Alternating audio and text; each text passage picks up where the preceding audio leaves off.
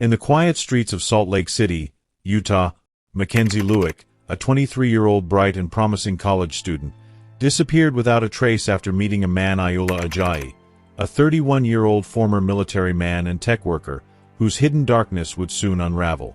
As Mackenzie's family and friends grappled with heartbreak, investigators dove into a chilling search for answers. What began as an innocent meeting quickly spiraled into a shocking tale of betrayal and murder. Before we dive into this case, we'd appreciate it if you could take a moment to like and subscribe. Your support means a lot. Let's get started. Mackenzie Lueck was a bright, ambitious young woman with her whole life ahead of her. Born on March 8, 1996, in El Segundo, California, she grew up in a close-knit family with her parents and 3 brothers. Her family described her as warm-hearted and driven, someone who always made people around her feel valued and cared for. From a young age, Mackenzie exhibited a passion for helping others, which naturally led her toward a career in healthcare. After graduating from high school, Mackenzie moved to Salt Lake City to attend the University of Utah. She chose to study kinesiology, a field that aligned with her desire to make a difference in people's lives. Her ultimate aspiration was to become a nurse, a calling she believed would allow her to combine her compassion with her drive to positively impact others. Her professors and peers often admired her determination and work ethic, as well as her ability to juggle a rigorous academic schedule with an active social life. Outside of school, Mackenzie lived life with enthusiasm. She loved the outdoors, spending her free time hiking, camping, and exploring Utah's breathtaking landscapes. She was also deeply involved in her sorority, Alpha Chi Omega, where she formed close friendships that would last a lifetime. Her friends described her as the heart of every gathering, a person who could make anyone laugh and feel at ease.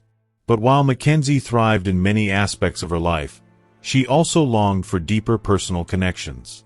In the fast-paced world of college life, she turned to dating apps, seeking to meet people outside her immediate social circle. She approached these relationships with an open heart and a sense of adventure, trusting that her instincts would guide her toward the right connections. What no one could have predicted, however, was that this quest for companionship would lead her into a dangerous situation, one that would ultimately cut her promising life tragically short. As her loved ones would later reflect, Mackenzie had so much left to give to the world, but the choices of one individual would change everything in an instant. It was June 17, 2019, a seemingly ordinary day in Salt Lake City, Utah. Mackenzie Lueck had just returned from a trip to Southern California, where she attended her grandmother's funeral. The loss was heavy on her heart, but Mackenzie was known for her resilience. She had an early flight back to Salt Lake City that morning and was eager to resume her daily routine. After landing, Mackenzie texted her mother, assuring her that she had arrived safely. This brief message would later become a poignant reminder of her last known contact with her family. From the airport, Mackenzie ordered a Lyft ride. The driver later reported that she asked to be dropped off at Hatch Park, a quiet, suburban area located about 10 miles away. It was an unusual destination for someone returning from a trip, but nothing seemed outwardly suspicious at the time. At Hatch Park, Mackenzie exited the vehicle and met someone, a figure whose identity was unknown at the time. The Lyft driver confirmed that she appeared to be meeting someone willingly and showed no signs of distress. Once Mackenzie stepped out of the car, she seemingly vanished into the night. Hours turned into days, and Mackenzie's family began to worry when they couldn't reach her. She hadn't attended classes, reached out to her friends, or posted on social media, something highly uncharacteristic of her. Her close friends became alarmed, describing her as someone who was always connected and communicative. By June 20th, Mackenzie's family reported her missing. The news of her disappearance spread rapidly, igniting widespread concern. The Salt Lake City Police Department launched an investigation, retracing her last known movements. Her family and friends held vigils and shared her photos online, pleading for any information that could lead to her whereabouts. The once busy college student, with her vibrant presence and a world of possibilities ahead of her, had simply disappeared without a trace. Behind the scenes, The clock was ticking, and investigators knew that every passing hour reduced the chances of finding Mackenzie alive. What no one could yet fathom was the sinister turn this case would take. A story of betrayal, deceit, and murder that would leave an entire community shaken to its core. The disappearance of Mackenzie Lueck quickly turned into a high-priority investigation. The Salt Lake City Police Department, aware of the urgency, began assembling every available resource to find her. The first step was retracing Mackenzie's last known movements. Investigators contacted the Lyft driver who had picked her up from the airport in the early hours of June 17, 2019. The driver confirmed that Mackenzie had requested to be dropped off at Hatch Park in North Salt Lake. According to the driver, she appeared calm and collected and had willingly gotten into another individual's car upon arriving at the park. This raised immediate questions. Who was this person, and why had Mackenzie chosen such an unusual meeting place? Detectives turned their attention to Mackenzie's digital footprint, a modern investigative tool that would prove invaluable. Her phone records revealed she had been in contact with someone before her disappearance. Investigators scrutinized her messages, social media activity, and dating app history, discovering a pattern of secret rendezvous. They began to piece together a portrait of Mackenzie's private life, which included discreet meetings with individuals she had met online. At the same time, police canvassed the Hatch Park area. Surveillance footage from nearby businesses and homes revealed a potential clue. A black Hyundai had entered and exited the park around the time Mackenzie was last seen. The vehicle's movements were suspicious, lingering in the area for just long enough to coincide with Mackenzie's arrival.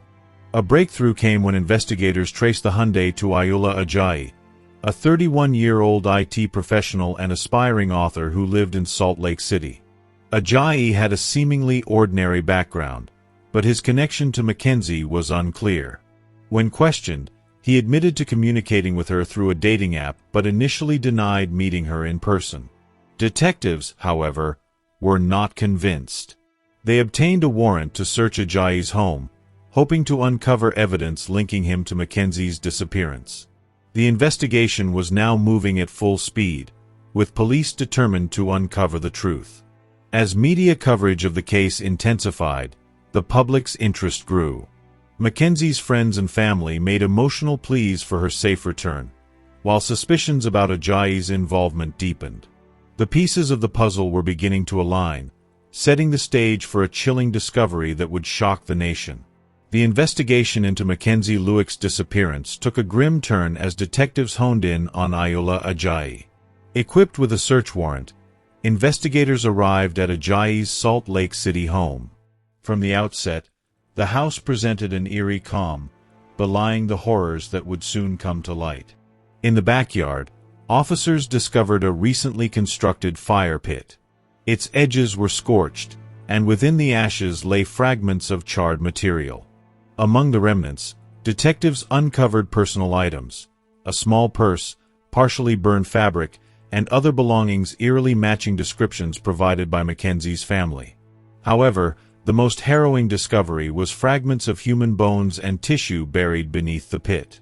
Inside the house, the findings were equally damning.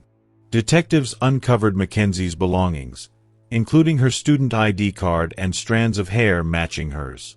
Tools such as shovels and chemicals, which appeared to have been used to destroy evidence, were scattered around. Forensic experts identified areas of the home that had been hastily cleaned, likely an attempt to erase blood or DNA traces. Neighbors added another layer to the story. They reported seeing Ajayi lighting a massive fire in his backyard shortly after Mackenzie disappeared. The flames were described as unusually large, lasting through the night, a suspicious activity for a residential area. Each piece of evidence painted a chilling picture of meticulous planning and a desperate cover-up. The forensic team worked tirelessly to reconstruct the sequence of events, inching closer to the truth of what had happened to Mackenzie. The discoveries shocked the local community, who struggled to comprehend the depths of the crime. For Mackenzie's family, the recovery of her remains confirmed their worst nightmare. Yet, these findings became crucial in building a case against Ajayi, ensuring he would face justice for his heinous actions. The pressure was mounting on Ayoola Ajayi. After days of interrogation, faced with irrefutable evidence and growing public outrage, he finally broke his silence. Ajayi's confession was chilling, unveiling the calculated brutality of his actions. Ajayi admitted to meeting Mackenzie Lueck on the night she disappeared, picking her up from Hatch Park after she had just landed from her trip to California. He claimed the meeting was planned, and Mackenzie willingly accompanied him to his home. However, what followed was far from consensual. Once inside his house, Ajayi said he became enraged, though his reasoning for this fury remained unclear and contradictory. Some accounts suggested that Ajayi may have felt betrayed or slighted during their interaction. In this fit of rage, Ajayi admitted to violently attacking Mackenzie. Using blunt force, he struck her repeatedly until she succumbed to her injuries. Ajayi's confession detailed how he meticulously attempted to cover up his crime.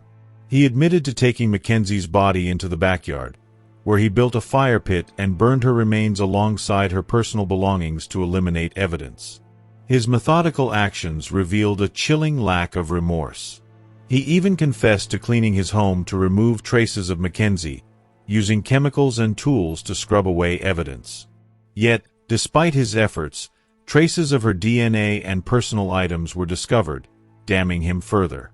Ajayi's confession was both horrifying and baffling. He showed little emotion, offering no clear motive for his actions beyond vague and disjointed claims of anger and frustration. For detectives, the confession was crucial. It not only solidified their case but also provided Mackenzie's grieving family with some semblance of closure, though it could never undo the pain of their loss. After Ayoola Ajayi's confession, the case moved forward into the judicial system, bringing the shocking details of Mackenzie Lueck's murder into the courtroom. The public was outraged, and the trial quickly became a focal point of media attention, with every twist and turn covered extensively. The Lueck family, devastated by the loss of their daughter, now had to endure the grueling process of seeing her murderer face justice. Ajayi's defense team tried to paint a different narrative, questioning the validity of his confession. They claimed it was coerced, the result of intense interrogation tactics. However, the prosecution presented the overwhelming evidence that refuted these claims.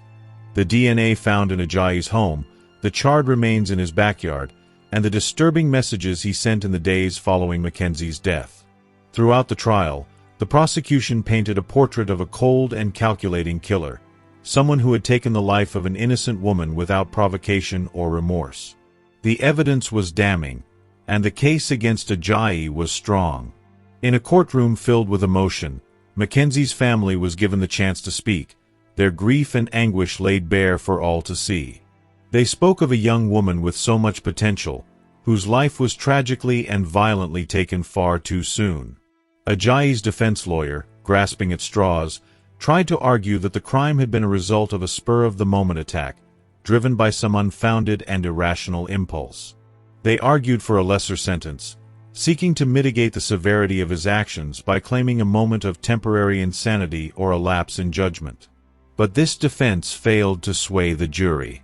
After days of emotional testimony, expert witnesses, and a carefully curated presentation of the evidence, the jury deliberated. The outcome was clear. Ayoola Ajayi was found guilty of first-degree murder, the brutal slaying of Mackenzie Lueck, and the desecration of her remains. On March 2020, Ajayi was sentenced to life in prison without the possibility of parole. The sentence was a long-awaited moment of justice for the Lueck family. But for them, no sentence would ever be enough to bring back their daughter or heal the unbearable pain of her loss. For Ayoola Ajayi, life in prison now awaited him, locked away for his heinous crime, a reminder of the innocent life he took so violently. As the trial concluded and the gavel fell, it marked the end of a chapter of tragedy for Mackenzie's loved ones, but it would never erase the scars left by that fateful night. As the trial concluded and Ayoola Ajayi was sentenced, Mackenzie Lueck's tragic death did not fade into the background. Instead, it became the catalyst for a much-needed conversation about safety, online dating, and the hidden dangers of the digital world. Mackenzie's legacy, though marred by her untimely death, has sparked awareness, advocacy, and a commitment to preventing similar tragedies from happening in the future. Mackenzie's parents, especially her mother, brought attention to the dangers of using online platforms to meet strangers.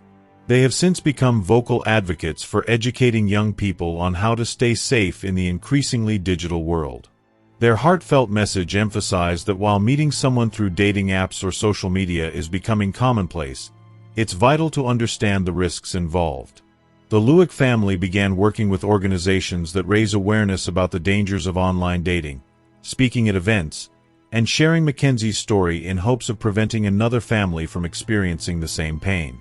They advocated for better safety protocols on dating apps, urging developers to include more robust security features to ensure that people meeting in person were vetted appropriately. Mackenzie's friends and colleagues also took up the cause, establishing foundations and support networks for victims of similar crimes. These organizations aim to create a stronger, safer environment for those seeking connections online. In their tribute to Mackenzie, they built programs to educate individuals about proper safety practices when using apps and meeting new people. But Mackenzie's legacy extends beyond the safety message. She is remembered as a young woman full of life, with dreams and aspirations for a future she was denied. In honor of her, her family and friends continue to celebrate the person she was, bright, determined, and filled with kindness. They created scholarships in her name, offering support to students pursuing their dreams just as Mackenzie had. These scholarships have helped many young people achieve their academic goals, allowing them to honor her memory by making the most of their own futures. Mackenzie's murder, although senseless and tragic, has led to increased vigilance, stronger conversations about personal safety, and a call for justice for those whose voices have been silenced too soon. The work done by her family and friends ensures that she will never be forgotten. Her story continues to resonate, teaching everyone the importance of awareness, vigilance, and the need for ongoing dialogue about the dangers of the digital world and its real-life consequences. Mackenzie's tragic death sparked a wave of conversations about online dating safety. Her family established the Mackenzie Luick Foundation to raise awareness and support those in abusive relationships. Her story is a painful reminder of the dangers lurking in the digital age. It also serves as a call to action for vigilance and caution, especially for young people seeking connections in an ever-changing world. Mackenzie Luick's light was extinguished far too soon, but her legacy endures. May her story remind us to value our loved ones and to strive for a world where trust and safety prevail over fear and betrayal. What are your thoughts on this case? Let us know in the comments below.